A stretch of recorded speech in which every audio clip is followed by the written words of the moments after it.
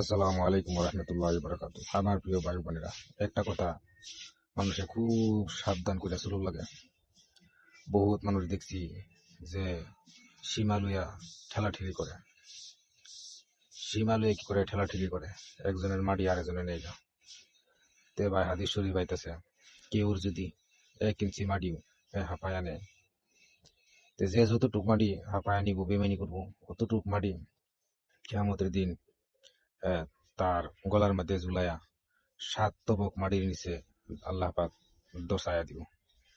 চিন্তা করুন, 7 তবক মাটির নিচে কেউ যদি বেশি জমিন কি করে আত্মসাৎ করে, বা কম হোক, যত পরিমাণ কি করব আত্মসাৎ করবো, তত পরিমাণ মাড়ি তার গলার মধ্যে মালার মতন ঝুলে কি করবো, 7 তবক মাটির নিচে দশায়া দিব।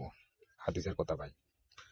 তে কথা হয়েছে, ওই দিন তো কোনো মৌত হইব না, কোনো মৌতের সিস্টেম নাই, ওই দিন মৌত হইতো না।